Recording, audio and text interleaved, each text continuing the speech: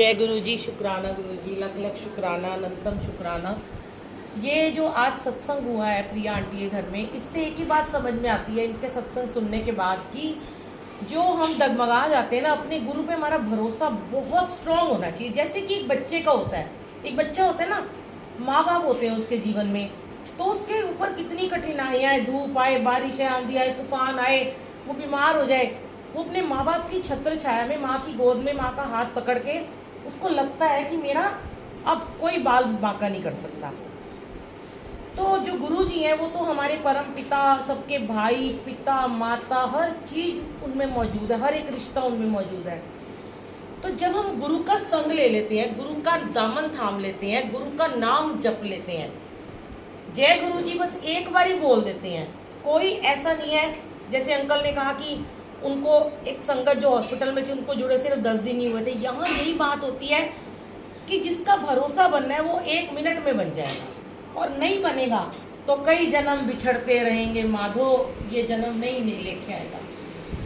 84 लाख भोगते रहो, भोगते रहो, भोगते रहो, पर कनेक्शन नहीं होगा, क्योंकि भरोसा कम है ना, टूट रहा है विश्वास। टूटना नहीं है आपका भरोसा। सोचो ये मेरे माता पिता हैं, मैंने इनका हाथ पकड़, इन्होंने मेरा हाथ पकड़ा, मैंने भी नहीं पकड़ा, कि जब मैं इनका हाथ पकड़ूं तो मेरा हाथ तो बड़ा कमजोर है, मेरा छूट जाएगा।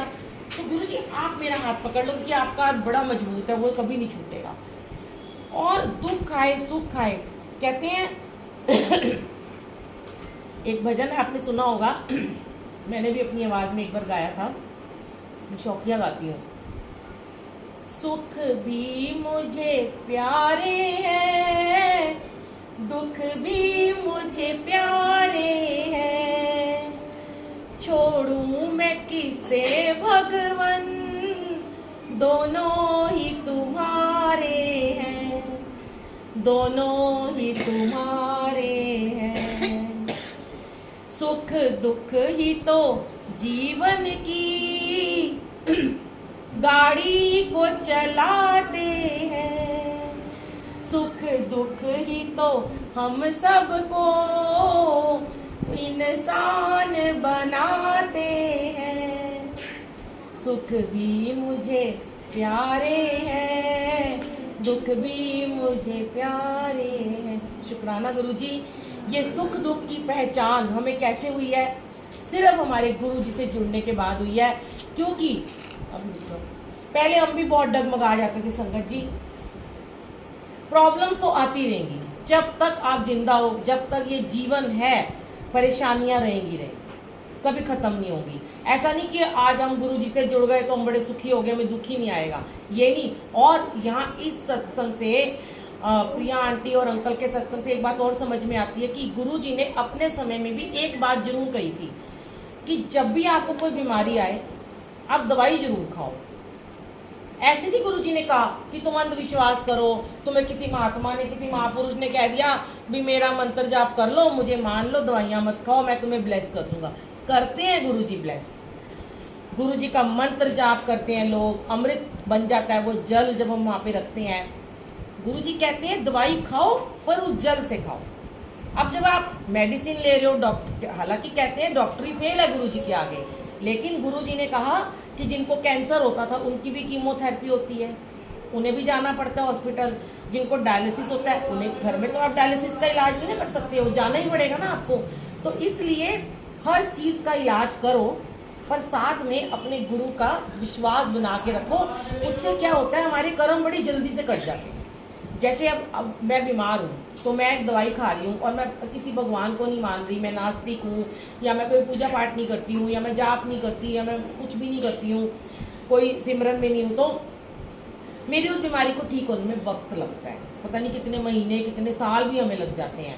पर जब हमारा विश्वास होता है अपने गुरु के ऊपर, तो हमारा वो कर्म जो है, हमारा कष्ट है, बहुत जल्दी कट जाता है। तभी तो देखो ना कि एक दिन में गुरु जी ने उस बच्चे को ठीक कर दिया।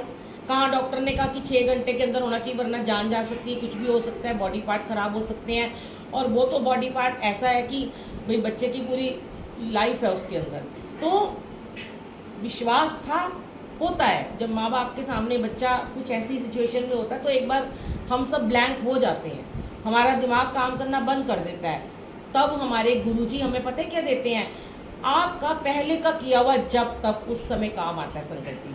जो आंटी ने इतने महीनों से, इतने साल से अमृत वेला करती हैं, अंकल करते हैं, पाठ पूजा करते हैं, घर में सत्संग होता है, सत्संग से जुड़े हैं, गुरुजी के बड़े मंदिर जाते हैं, गुरुजी को मानते हैं, वो जाप आपका किया हुआ उस समय जब आपका दिमाग बिल्कुल ब्लैंक हो जाता है, जब आप कुछ समझ में नहीं आता, कुछ सूझता नहीं है, हम हॉस्पिटल में होते हैं, हमें समझ नहीं आता हम पाठ करें कि ना करें, तब गुरुजी आपको उस पाठ का फल ज़रूर देते हैं।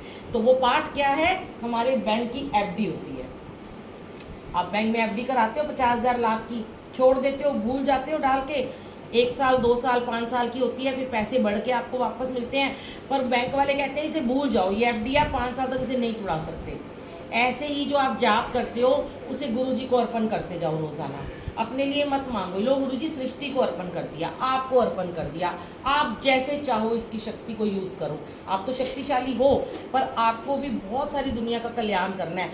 हो सकता है मेरे जाप से किसी और का फायदा हो जाए, मेरा नहीं हो रहा।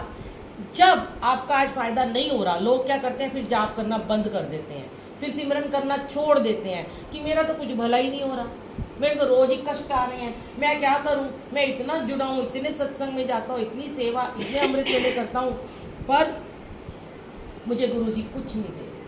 पर मत समझो ऐसा, जो आप ये आपके बैंक अकाउंट भर रहा है, और जिस दिन आपको जरूरत होती है, मैंने पहले भी शेयर किया है, कभी हमारी गाड़ी का एक्सीडेंट हो जाए, हम सड़क पे पड़े हो, आखिरी सांसें ले रहे हो, बेहोश हो, हमारा कोई ना हो हमारे लिए कुछ करने वाला, हमारे घर में भी कोई ना हो, तब गुरुजी एकदम साक्षात पार ब्रह्म महाशिव आते हैं और आपको उस जाप की शक्ति से ब्लेस करते हैं। ये होता है उस जाप का असर।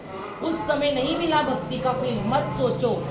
गीता में भी कहा है कि कर्म करता जा बंदे, फल की चिंता मत कर।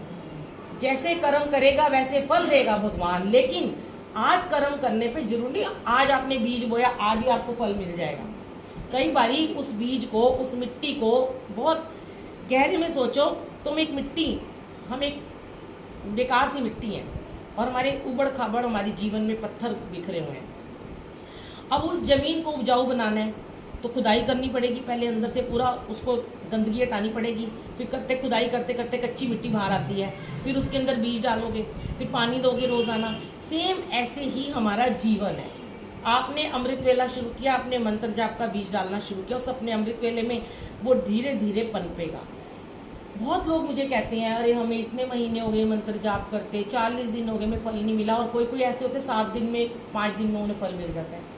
तो जिस भाव से उन्होंने उस बीज को बोया था, अब वो बीज तो बो दिया, पर फल तो भी देर से लगना है, पर उसको एहसास हो गया कि मेरा ये बीज ये पनप रहा है, अब ये इसमें अंकुर फूट रहे हैं, दिखते हैं ना उसे, तो उसका विश्वास, वाह मेरी फसल लहलाएगी, मेरी फसल और बड़ी हो जाएगी और मेरे को इसका बहुत सारा बेनिफिट मिलेगा।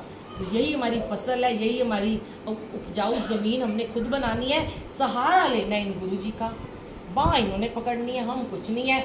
जब आपने ये सरेंडर कर दिया कि मेरा मुझ में किछ नहीं, जो किछ है सो तेरा, तेरा तुझको सौंप के क्या लागे सो मेरा, जब हमने सब अपना समर्पण कर दिया, फुल सरेंडर कर दिया, आप जानो आपकी महिमा, आपकी माया, आपकी लीला, मैं तो कुछ नहीं हूँ, मैं तो निकम्मा हूँ, मैं तो एक बच्चा हूँ, नर्सरी का भी नहीं हूँ, पैदा ही हुआ, वो भी मुझे ABC भी नहीं आती है। अब आपने ही हमारे को तारना है, हमें पढ़ाना लिखाना जो भी करना है, हमारे जीवन को सुधारना है, हमें कुछ नहीं पता। तब आपको गुरुजी आके आपकी झट से बाँह पकड़ लेते हैं और आपको ब्लेस कर देते हैं। तो शुक्राना गुरुजी का, लख लख लख लख शुक्राना। गुरुजी ऐसे ही आपका जन्मदिन सब बच्चे मनाते रहे। अभी कल हम सुबह अमृत वेला हरिद्वार घाट से करेंगे और आज रात को जाएंगे और घाट पे सत्संग होगा। बहुत मेरा ड्रीम था कि हम गंगा घाट पे सत्संग करें, तो शुक्राना मेरे गुरुजी का। अभी केक कटिंग करना है और हाँ केक कटिंग आंटी, हाँ जी आ गए।